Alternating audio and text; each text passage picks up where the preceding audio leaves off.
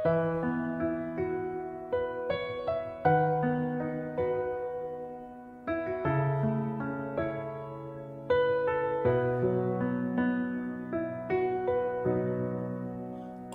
គុណព្រះអង្គ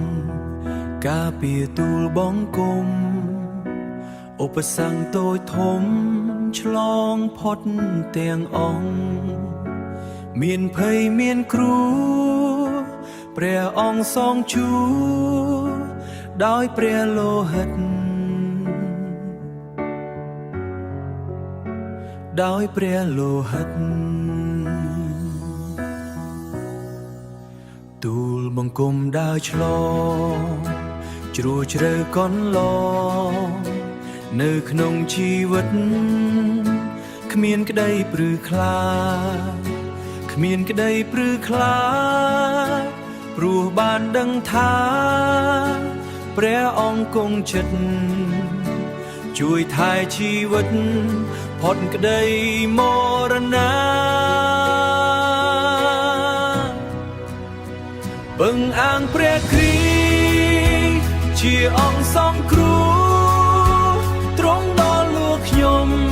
ពីគ្រប់បញ្ហាខ្ញុំមានសេរីជីវិតភ្លឺថ្លាឈ្នះគ្រប់បញ្ហាខ្ញុំមានជោគជ័យមរណៈជំនួសប្រៀបដូចផ្លែព្រួញក្នុងឱរាមានតែបញ្ហាដ៏ស្រាយមិនចប់វិថីជោគជ័យត្រូវបានរាំងខ្ទប់បំណុលសងគ្រប់សង្កត់ជីវិតមិនអាចរើរួចដោយប្រើកូនណា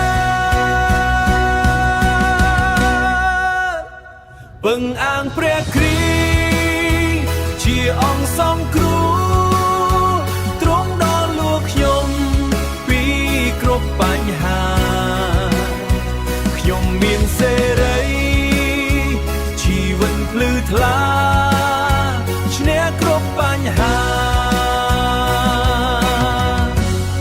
ខ្ញុំមានជោគជ័យខ្ញុំមានជោគជ័យ